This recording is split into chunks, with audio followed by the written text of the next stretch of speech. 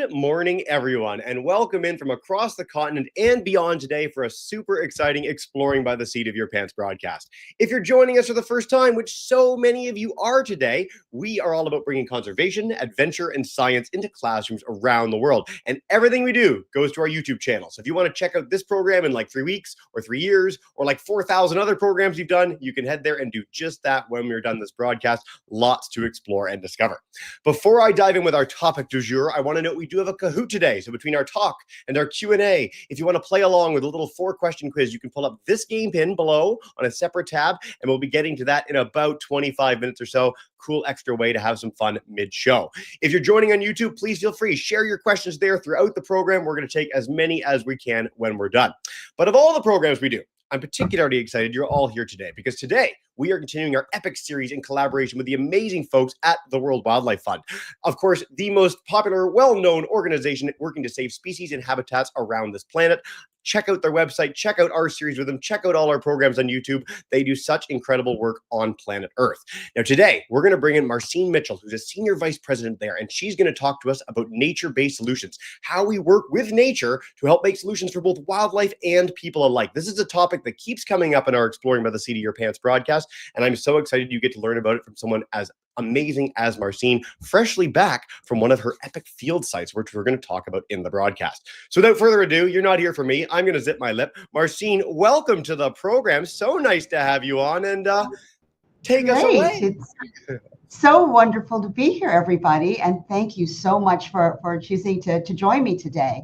I'm Marcene Mitchell, and I have one of the best jobs in the world. I work for the World Wildlife Fund, which works around the world to protect animals and landscapes and our climate so that we can have a better future and a better planet to live on. So I'd like to talk to you today about how nature helps us with climate and in terms of us being stronger to deal with the impacts of climate change. Let's see, my things. You're good to go. Yeah. Okay, here I am. So let me just start and raise your hand if you have ever experienced any kind of extreme weather event. That means, like, have you seen flooding, or have you had really hot days, when you don't expect it, or have there been major storms? Yeah. So I can't see people. Hands are up, Marcene. There are a lot of hands that are up. And so the reason why we're having more of these events is because our planet is getting warmer, right? And it gets warmer because we're putting these gases in the air. Most of the gases are called carbon dioxide. And you can imagine it's like the Earth has a blanket, right? And it's important for us to have a blanket. It keeps this our atmosphere and our world really nice and warm and cozy, and that's how we can have life here on Earth. The problem is when we put these gases up, it's like adding extra layers of blankets. And so while one blanket is nice and cozy, 2 and 3 and 4 starts to heat up the Earth, and it gets too hot, and it impacts all of the things like our weather, like droughts, like heat waves, and things of that sort. So we need to move away from putting these gases into the atmosphere. But one good thing, one second, I'm going the wrong way, that we can use is nature to help us with that. It has a big role to play in climate change as things get hotter. And the reason is that nature can, these are natural systems that can help us fight climate change. One way that they do that is by absorbing some of that carbon, because plants and trees, they actually take in that carbon and they breathe out oxygen. So that's a really good way of balancing. They also help us maintain water supplies, to help us with flooding. They safeguard biodiversity. That means all the animals and plants on the planet, and they improve our well-being. If you've ever taken a walk in a garden or in a park or in a forest, you know how good it feels to be in nature, and it really helps us. So that's why it is really important in terms of using nature to help us fight climate change and other problems. And we also talk about this big word called resilience. What is resilience? But resilience is just really a way where we know that these impacts are coming, the big storms or the floods. And it's an ability for us to get ready for those, to prepare and respond to those impacts that we know are coming. We know the storms are coming, we know the floods are coming, and we just need to start preparing ourselves. So when they do come, we're ready. We're ready, and we can also clean up afterwards really well. So the next thing I want to talk about, that's that these things have superpower. One solution, but you get many, many, many benefits from that. For example, we protect a forest. As I told you, they take in that carbon dioxide and they give us beautiful oxygen. So that helps fight climate change. They protect animal homes, right? They clean the air, provide jobs for people who protect them, and they create places for hiking and camping. So when we restore, say, a forest or a wetland, we prevent flooding, we clean the water, we store the carbon, we create homes, and we give people beautiful places. So that's how I say one solution, but you get many, many, many benefits. So let's have an example of mangroves. And so mangroves are what we call a forest that's right between the ocean and the land, right? We often see these in tropical places. In this country, we have mangroves, say, in Florida. Mangoes are all over the world, and they're beautiful. And the thing about mangroves is, again, they're that superpower where they have many, many benefits for one kind of solution. For one thing is that they can take up more than 4 times that carbon we talked about than any other types of forests, right? And at a rate 10 times greater. So they're really good at capturing that carbon, which we know that we really need. They also, I'm going to give you I just recently traveled to the island of Fiji, and that is where I got a chance to see some mangroves. So I'm going to play a video of me here in Fiji. Hi, this week I am visiting the beautiful islands of Fiji. I'm going to see how mangroves are helping communities become more resilient to climate.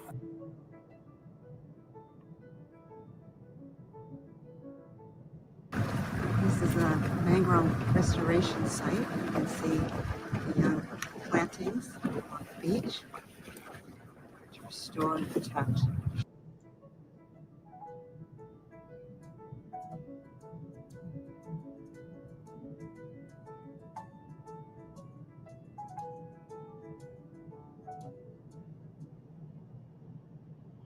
Great. So that's a picture of mangroves in Fiji.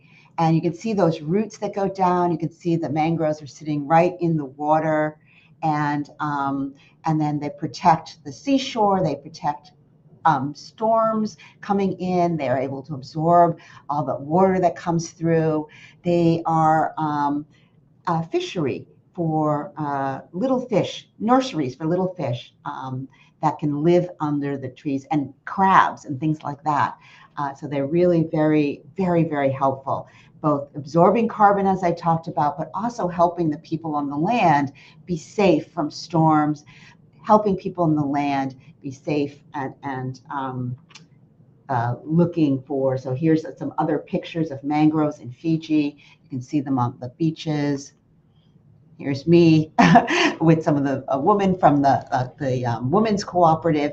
And these women, they make all their income from collecting crabs that live in around the roots of the mangroves. And when they cut them down, there are no crabs. There's no habitat for the crabs. And so these women didn't have anything to sell. So we help them at WWF replant those mangroves, and then also build to the picture on the left is a little store where they can then sit out of the hot sun, which is Fiji, and sell their crabs and then make a living for their village life. So it's really a win-win situation here. It's just a boat that we went out in, and actually we're able to look at sharks as well while we were there. So I hope that you loved learning about mangroves as much as I do. And we have a website and a web story coming out. So please check that out. And you can even learn more about mangroves and why they're what we call a nature-based solution for climate change.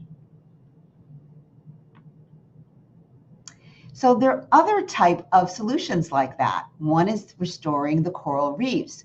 You know, coral reefs are these beautiful, they're actually living. They somewhat look like rocks, but they're actually living creatures. And they sit at the bottom of our, usually in shallow, relatively shallow waters, and they support lots of little fishes. They're beautiful. They provide habitats to 25% of all fishes and other underwater species, and support the livelihoods of 1 billion people on the earth. So having the coral reefs, they help our oceans, they provide places for fish, they provide places for human to be able to fish and to collect things. Many of us don't live in these far out places where you have coral reefs or where you have mangroves, but that doesn't mean that we can't use nature-based solutions to help us in our cities where we live. So that part of it is about building greener cities. And things that we talk about when we talk about greener cities is having more gardens, putting just little planter boxes outside of our windows if we live in apartments, taking pavement, we have lots of concrete in our cities, and making them so that they can actually absorb rain versus have rain, and snow sit on top of them. Having green roofs. Green roofs is where you actually can plant a garden on your roof or plants around on your walls. And again, they absorb the heat. They make it easier for your building to stay cool or your home to stay cool, and you don't have to spend so much money on air conditioning. And then also we can make wetlands. So when in New York, they have a big project called the Billion Oyster Project, where they're putting oysters in the bay, and oysters put more oxygen in the water. They help the storm surges. They have all the school children working on this project, and they really create a way for storms to come into New York without destroying all the buildings and things. So these are other type of ways of putting nature into our cities. And again, some of the most favorite places in our cities are our parks and our green spaces. So for the humans, not only are they good for the environment, they're also good for us because we really enjoy it. And they keep our cities cooler during the summer. They help us have better air quality and support local wildlife. And really help us stay healthy and sane in a very busy, busy world. So other types of nature is about forests, right? Did you know that forests are some of the biggest ways of taking carbon from the air? Again, remember, forests, they love carbon. They take that carbon inside, and then they breathe out oxygen. So taking in carbon, breathing out oxygen. So this is great for us because we're putting too much of that carbon, too much of that blanket up into our atmosphere, and we're getting too hot. So forests help us do that. But we need to keep those forests standing. We're cutting down forests in major ways all over the globe. Mostly because we're using the land for agriculture, for food, for cows to graze, and for planting soy and corn to feed the cows to graze, and for other types of agriculture. We're cutting down forests. We're cutting down forests when we do mining or when we build roads or when our cities just expand. Places where there used to be forest are now suburbs. And so we need to find a way of continuing to grow, continuing to feed ourselves, clearly, but not cutting down our forests, because the forests are really providing us with these nature-based solutions, the solutions to carbon, the solutions to making sure that we're keeping all of our animals and our parks healthy and growing. So What can you do? You also have superpowers. Not only does nature have superpowers, you have superpowers to help nature because nature needs us. So at home, we can plant trees, even with your parents. You could plant them even in your yard. Or there are lots of organizations out there. You can volunteer for their tree planting days, and that's such a fun thing to do with your friends. And you go out with little teeny trees and you put them there, and you know that you are going to help the earth. Create a rain garden or a rain barrel to catch water. Don't throw away your food scraps. Put them into a compost where it's outside. You can make healthy soil that stores carbon. You can reduce and reuse and recycle. Really important to decrease the demand for new products. We keep making new products and coming from the earth, but if we just reuse some of the things or we recycle, we really can reduce the energy needed to make new products.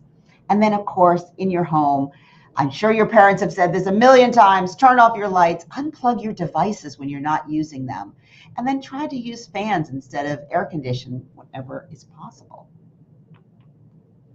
At school, one of the most fun things you can do, I think, is start an environmental club, and have it focused on nature. I've seen schools where they've put in a garden or a little nature trail if there's any room around it. They can, even again, plant trees, or if you're living in a really urban environment, some of those window boxes where you're just putting some green in. Talking to your school about what can the school do. Maybe there's a park nearby, so you could plant some trees, or you could organize a community planting day, or you could clean up a park, clean up a creek that's by you. And then it's so easy to create a little garden for bees and butterflies. So lots of things. And the most great part about it is you're doing it with your friends. There's nothing more fun than when you're doing things together and you're really making helpful to the earth. Again, in your community, there are lots of local environmental groups that you can volunteer with. Take your parents with you. Do make it a family day. Sometimes, like during Thanksgiving, my family and I, it's a day of thanks. And so we give back, we do something, we volunteer with a local environmental group. And it's a great feeling to do something, not only with your friends, but with your family. You can also write to local leaders and ask them to protect parks and plant trees and have green infrastructure. This is a way of, making your voice heard. But mostly for some of you kids who are older, or hopefully the older, and only with your parents' permission, spread the word on social media or give presentations to your school. Again, this is something that you can do. Talk about it with your friends. Find a way of being part of your community and really helping bring nature into your life and into your community. So that's all I want to say before we get to questions. I want to thank everybody. I hope that you've learned something about nature and nature-based solutions, climate change, and hopefully a little bit of love for mangroves out there. Marcene, thank you so much.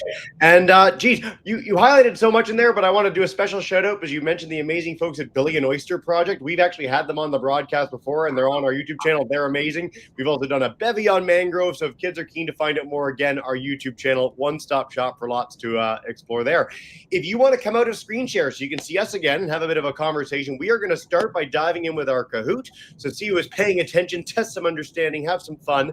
Marcene, if you want to give us hints as we go through this quiz, you're welcome to shout out and give us some guidance. And then we're going to dive in with questions. There are already some questions coming in on YouTube. Miss Mallory's class, you're our on-camera class, so we're going to come to you guys in a bit and dive in. But I am going to share my screen, bring up our Kahoot, and we are going to get underway and do this thing.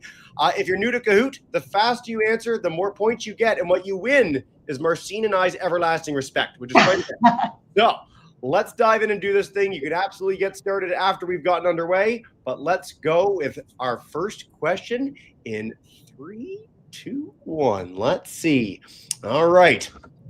Drum roll, please. We talked at the beginning about this. mangroves can sequester how much more than other forests? Is it 2 times, half as much, 4 times, or 50 times? What do we think? Let's see. Get those answers in. Get those answers in. All right. 10 more seconds. 20 seconds per question. Marcene, you want to give us a hint with a few seconds to go? Well, remember, mangroves is a power factor. So I'm giving you that hint. They're pretty strong. It was our highest correct answer. 4 times is correct. Let's see what that does to our leaderboard. Shining Dove is in our lead. Majestic Lion close second behind. All right, we'll go to question 2. Marcene's main adventure with mangroves. She just got back from there. We saw the footage. Was it in Panama, the US, Guyana, or Fiji? I hope everybody gets this right. Let's see. All right. This is a place that I've long wanted to go. This is like, I think when people think of tropical paradise in their minds, this is the place. Oh, and everybody got it right pretty much. How was it, by the way? Like broad strokes, exciting? It was amazing. Just it's a series of islands, right? And it's just amazing and beautiful with mountains and then, of course, the sea and just that kind of water, the blue water. You're just, you can't believe how gorgeous the water is. Yeah. I think you need another visit there just to monitor the stuff for a few more months. I think you should head out there and we'll vouch for you. All right, question 3, coral reefs. This is another nature-based solution, main ecosystem that we talked about, support the livelihoods of how many people? This was on the slide. Who was paying attention? I'm going to give you a big hint. It's a very big number, huge number. Yeah. You guys as an audience are killing this. And this is, what I love about ocean ecosystems is that I grew up in Toronto, so I was nowhere near an ocean, but billions and billions of people on this planet rely on the ocean every single day. 1 billion is correct. For all of you who got that, way to go. Let's see. Shining Dove keeps our lead barely over Luminous Coyote. Okay, and if you are any of these people, let us know who you are in the chat at the end. 404, what are some ways you can make a positive difference for the planet? Plant native plants in your yard, share what you learned today with family and friends, use reusable materials, or hint, hint, nudge, nudge, and a thing that I always use in Cahoots, maybe all of the above. Let's see what we got. 7 more seconds, and then we are going to do live with Q&A. Please do share in the chat on YouTube, everyone. Miss Mallory's class, we're coming to you momentarily. Oh, a lot of you are quick with A. It is D, all of the above. All right, our leaderboard, our finale. Dun, dun, dun, dun, dun. Let's see where we go. 3rd, Dramatic Lark, who inexplicably is a moose in a party hat. 2 is Luminous Coyote, who's a frog with a soother. And number 1, for all the marbles, was it wire to wire? Let's find out. It is Shining Dove. If you are Shining Dove, let us know who you are in the chat. Way to go, everybody. Thanks for playing along and paying attention. And we're going to dive in with questions. So, Marcene, one of our first questions is about if this is happening in other places than Fiji. So you highlighted some really cool projects for replanting mangrove forest there. Is this happening around the world? Who's doing it? Is WWF leading the charge? Anything you can share? Yes, this is something that people are really working on, and there is a coalition of folks on mangroves to restore mangroves around the world, because mangroves are not just in places like Fiji. They're here in our south, for example, like in Florida. They're all through Central and South America. They're in Africa. There are just so many places. They're tropical areas where mangroves are. So there's a big push to restore mangroves around the world. I just got back from Abu Dhabi and the World Conservation Congress, where all the nature nerds met up to sort of pave a future for wildlife, and they have huge mangrove forests. Like as you drive to the conference venue past a big mangrove forest, they're such special ecosystems. So I love that question. Thanks, guys. All right, Ottawa, grade 6 is Miss Mallory's class. If you want to flick on your mic, we'll come to you for our first question. Come on in and take us away. Hey. Hi, how long have you been doing wildlife research? Yeah, awesome question. Yeah, so I have been working on climate change in specific for 20 years, for a really, really long time. I've been at WWF for about 5 years, and at here, we're really focused on where nature and climate work together, right? And so it's been about 5 years that I've been able to work on these nature-based solutions and really see the difference it makes for the planet, but also for us, right? It's something that really works for people. Yeah, I love that you mentioned this sort of linking of climate and biodiversity. So it used to be that there was like a climate conference and biodiversity conference, and increasingly they're smushing together because we're realizing that the more we support natural ecosystems, the better we can withstand the impacts of climate change, whether that's storms, it's all the things you talked about at the beginning. But this is something that we keep coming to in a lot of our broadcasts. So I'm really glad we got that message. Thanks, Miss Mallory's class. Quick follow up on that from a group on YouTube. They want to know, what did you study at university? If someone wants to be you when they grow up, where would you guide them? Wow. So I actually, one, I studied things about international, right? International development. So that's like, how does the world, develop, and how do we build ourselves and go forward? So that was one of the things that I studied. And then I also studied, and this might be a surprise, I studied finance and business. Because at the end of the day, we need, not only do we as individuals need to take action, we need our businesses and our governments to take action. So a lot of the time that I've been working in this area, it's been investing in technologies to help us. So I've invested in renewable energy. I've invested in green buildings. I've invested in electric vehicles, things like that, which are the solutions to climate change, investing in nature.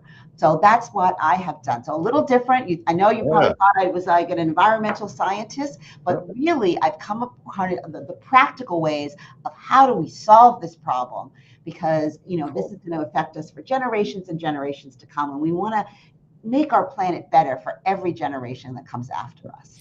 Well, and I love that you mentioned this too, because we have a lot of environmental scientists on, but at the Congress I was at, they had a whole business summit, because for so long, and kids, you can ask your teachers and parents about this, sort of environment was always pitted against business, like they were inherently against each other. And we need to take resources from the earth. We need to build our homes. We need to power our vehicles. We need to power the world around us, but we can do that in as good a way as possible. And so it's so important to have those conversations, because businesses are made up of people. And just like every other kind of person, so many of them want to make a better world around them for themselves, for the future generations. And so when we have those conversations, we've had a lot of good, especially in the last decade. So it's a really exciting time to be in environmental sustainability, Marcene. And thank you so much for that. Oh, all right. I'm going to take one more from YouTube, and then we're going to go back to Miss Mallory's class.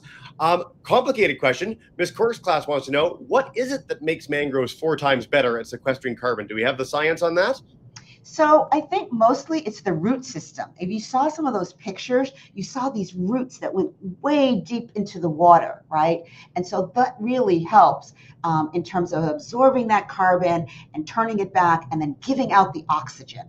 So that, plus the trees and the density of the trees, are really what makes it such a superpower, a climate superhero. I hope some of our students take the chance to look up mangroves when you're done this. Some of the videos of people kayaking around them, like, there's such weird trees. Like, for a Canadian who grew up with all like pines and maples, it's really surreal to see a mangrove forest. It looks like almost an alien ecosystem because of its root system. Yeah. And the water drains away, and then you have these trees that look like they're floating, and then they come back, and sharks are swimming between the roots. Like, it's really cool stuff. Do check it out. Miss Mallory's class, you're right at the camera. So we're going to come back to you guys, and then we'll take a few more from YouTube. Come on in, unmute your mic, and take us away. Hey. Hi. What made you switch from finance to do this? Ooh. Well, because I feel like I've noticing in my area how we're having more storms, how we're having more floods and droughts and heats. And, I was talking to my kids, and they were just being very concerned about climate change. And they felt like, well, there's nothing we can do about it. It's just what's going to happen to us, and we're just not going to have a great planet. And I knew from doing the finance part that that's not really the case. There's lots of things that we can do. And in fact, we've made progress.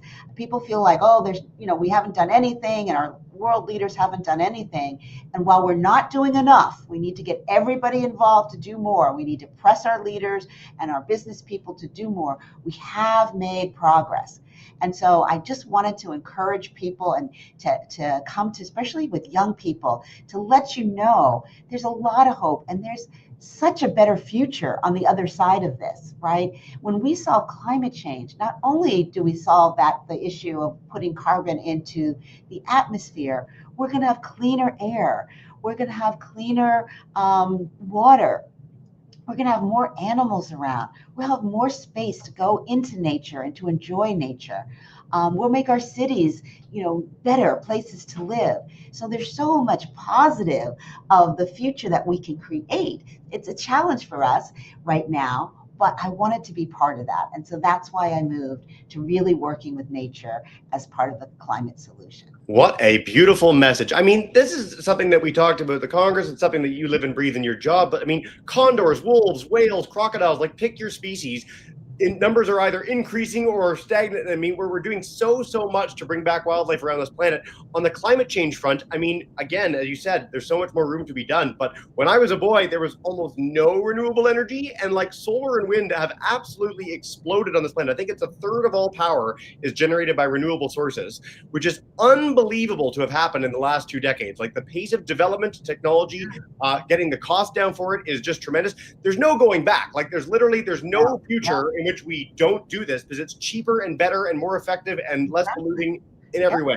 And so 90% of the new power that we put in is renewable power, right? Yeah. And so over time, we're really going to transform into this. And there's no lack of sun, right? The sun will always shine and the wind will always blow. So that's what's so great about it, is so we don't have to worry about scarcity. We don't have to get it from other countries. It's right here in our own country, and for other places, it's right there in their own country. It's something that we all share. And so it's really a brighter future. It really is. I live in Newfoundland, on an island on the east coast of Canada, and we've just ended our moratorium on wind farms. So we're going to be putting up wind turbines to help power the whole province and beyond. It's a really exciting time. I find them really beautiful, so I'm really excited to see them personally too. So I love that question, and thank you so much, Miss Mallory's class. All right, an interesting one from Miss Riddle's class. I don't think we've ever had this in our history. Do invasive species contribute to climate change, or are they separate issues? Like they're both really big issues. Do they link in any way that you can think of? Well, the way I think about it is when the earth is warming, right? Species who could never before live in different places are now able to travel up there. So let me give the example of mosquitoes, right? Particularly in places like Africa, where they carry malaria and really bad diseases that hurt human beings. So if you were living in Kenya in the highlands, up, you wouldn't have these issues with mosquitoes. But now with climate change, where it's getting warmer, these mosquitoes are able to go up and then infect people who've never had that problem, never been infected before. So what the climate does by warming the planet, it allows these invasive species, be it insects, be it plants, who were never there before, to be able to come and thrive in areas that in the past they would not be able to. Literally yesterday, there was a story about mosquitoes coming to Iceland for the first time. So this remote island in the middle of the Atlantic, never had them before, and their range has shifted. And whether it's storms or winds that brought them there, it's going to be a really interesting time for a lot of species on this planet because of climate change. Orcas are getting into new places that they haven't been before and eating through everything because they're the ocean's apex predator. So this is going to be a really interesting space to look at and understand in the decades to come. That's a great answer. Yeah, and let me just say one other thing that we're really worried about is fish. So, fish can move. Now, I come from Boston, right? And we are and New England in general, we are really proud of our Maine lobsters, our New England lobsters, right? This is like, we're known for that. Well, these little lobsters are on the bottom of the sea, and they're like, oh, it's getting actually kind of warm here. We like cold water. And they're becoming Canadian lobsters. Hello, Jesse, Canadian lobster. The lobsters are moving. And so, but it's a problem because we have a whole industry in New England that's based on lobsters, and people go to New England to get lobster and et cetera. And so this is the kind of thing where the Canadians might be happy. I don't know if they call them invasive species, but we're not happy because we're losing it. And that's another example of animals and fish and lobsters moving because of climate change. Yeah, what a great answer. Geez, this has been a lot of fun. Professional detachment out the window. I'm having a field day with this. Miss Cowan's class, our virtual schools in Tennessee, if you want to come on in for a question with your grade 12s, we'd go to you, and then we'll wrap up with Miss Mallory in a minute because time flies and you're having fun in these broadcasts. There's just too much to cover. But come on in and take us away. Hello, Clean Memphis. Oh, I'm sorry. I am not with the class. No worries. I know you're virtual. I didn't know if you had any questions from them or anything, but you're all good. If you have any. Thank you so much. I have enjoyed this presentation so much. I'm working with some students in Memphis on the National Geographic Slingshot Challenge. And so we they couldn't be here live, so I thought I would attend live for them. Amazing. So that we can make sure that we get all the information as a part of our solutions. Awesome. Well, thank you so much, Michelle. And I hope they get to take part. We love the Slingshot Challenge here at Exploring by the Seat of Your Pants. It's an amazing initiative. In that case, we will go back to Miss Mallory's class for another question. Come on in, folks, and take us away again. Hello. Feel free to unmute. Ta-da. There we are. Hello. Hi. Hi. When were mangroves discovered? Ooh, when did we find mangroves? Wow. I don't know. They're pretty ancient, right? So you have these old ancient forests. And I think people, native people, indigenous people have always been able to use mangroves, in terms of cultivating. They're like little nurseries for baby fish, right? Because they can kind of go into these little nooks and crannies under the roots. And native people have always used them. They've also known that they protect their villages. So, villages were able to grow up closer to the sea where they had mangroves because the waves wouldn't come up and wipe away their villages. So these have been part of people's cultures for a very, very long time. What we didn't realize in modern times is how much protection they were giving us and how much help they were giving us. And so many times we would come and we would clear the mangroves and, build a fancy hotel or resort, and then not understand why we were having so much trouble with the storms coming in and washing away the beaches. Many people have seen that their beaches are eroding, meaning the sand is going away and the beaches are more narrow.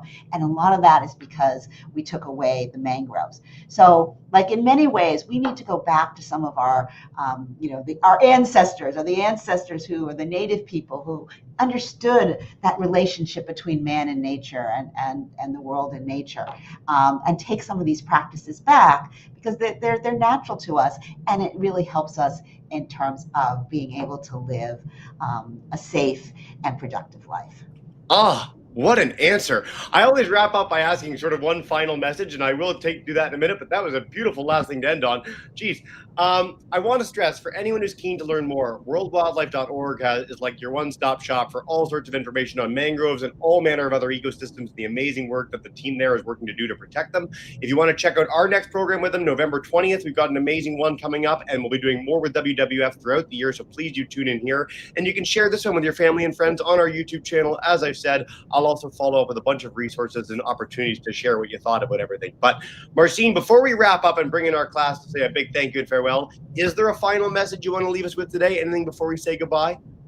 I just want folks to enjoy nature, bring nature into your world, be it a garden, be it at your school. Reach out to your family, share this information. We're sometimes afraid to talk to our families about this, but this is the type of thing that you can talk with your friends, talk with your family, get involved, and it really gives you benefit as well as helping the planet. So enjoy that, take the time, learn more about mangroves, and really about how nature can help us. Nature needs us now. So and we need nature. No better message than that. Now, most of our audience is on YouTube, so if you want to scream and yell and annoy the principal wherever you are, you have our permission to do so. Please do. On behalf of WWF, who I can't speak for, you can yell it in your classes. Miss Mallory's class, please feel free to join in. Flick on your mic. Thank you so much to everyone for being here today. What an incredible program, and we hope you'll all join us for the rest of the series and more in the weeks to come.